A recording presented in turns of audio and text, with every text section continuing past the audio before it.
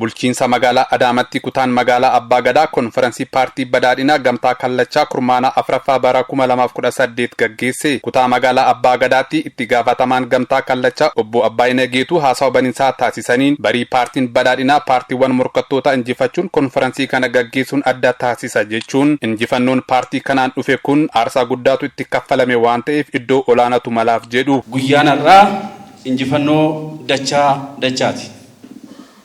Injifannoo dachaa gaafa jennu paartiin keenya filannoo marsaa torbaffaa yeroo adda diroonni keenya yeroo kutaan magaalaa keenya yeroo magaalli keenyaa fi biyyi keenya injifannoo paartiin badhaadhinaa sagalee isaatiin paartiiwwan morkattoota injifatee guyyaa har'aa ga'eedha. Baga gammaddan jechuun barbaada. Injifannoon kun kan dhufe qoosadhaanii miti. Wareegamtoota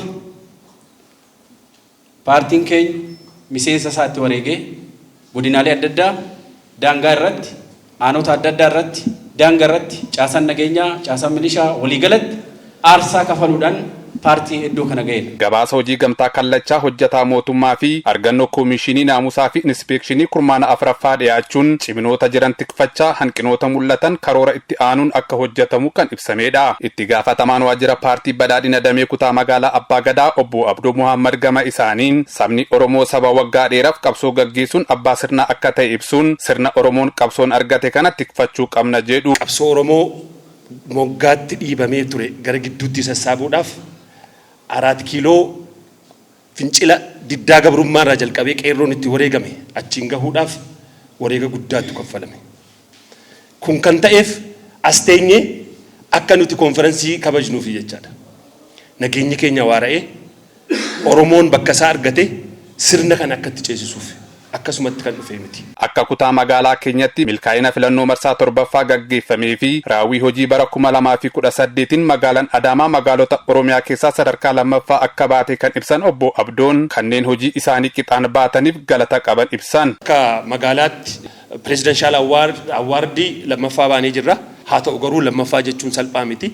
Bara dhufuuf inni guddaan ciccinee barri dhufu karoora of danda'uuti. Karoora waloo qabaatanii karoora dhuunfaa keessanii immoo hojittiin milkeessitanii qabattanii arra yerootti wal galateeffannee kan darbeefitti wal galateeffannee kan dhufuuf immoo ciccinee biyya keenya hin ceesifnaa kutaa magaalaa keenya sadarkaa isaa eegsifnee hin baanaa. Hojii raawwachiisaa olaanaa kutaa magaalaa Abbaa Gadaa injiinar Naannoo Masqalee konferensii gaggeeffame irratti argamuun akka jedhanitti biyyi Itoophiyaa yeroo marii biyyoolessaa gaggeessaa jirtu kanatti konferensii kana gaggeessuun adda taasisa jechuun marii kanaan immoo cabiinsa siyaasaa jiru sirna Oromoon argatee biyya gaggeessaa jiruun bakkatti deebisuuf mootummaan jijjiiramaa hojjechaa jira jedhu. Konferensiin irra gaggeessinu konferensiiwwan kanaan durarra wanta adda isa godhu baay'eedha.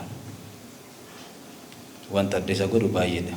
Injifannoowwan raawwachaa ture lakkaawaa hanqinoota nu mudate immoo sirreessaa sirna ijaaraa akka jirru hin beekama jechuudha. Kanarraa ka'ee konferensii kana adda isa godhu yeroo uummanni Oromoo lammiin biyya Itoophiyaa hundi tokkoomee marii biyyoolessaa biyya cimtuu biyya dorgomtuu taate addunyaa irratti beekamuu qabdu jedhee irratti waliigalee walitti ga'ee walitti qabamee mari'achaa jirudha jechuudha adda godha jechuudha. Bara 2018 keessatti biyya ijaaruuf aarsaan guddaan akka itti kaffalame kan ibsan injiinar Naannoon fedhii uummata keenyaa deebisuuf ga'een hooggansaa miseensaa fi hojjetaa mootummaa olaanaa ta'uu isaa hubachuun oomishaa fi oomishtummaa dabaluuf karooraan hoogganamuun hojjechuu qabna jedhu.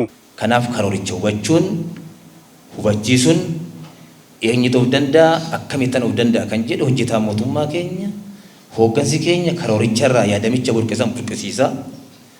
Hojiilee manaa manatti jiru odoon tuffataman inisheetiifanni mootummaan gadi buusu jiru kalaquudhaan yaada itti dabaluudhaan haadha abbaa keenya otoo hin baratin nu barsiise deeggaruudhaan hojiilee oomishtummaa magaalaa keenya guddisuu keessatti gaheen nuti taphannu guddaadha jechuudha.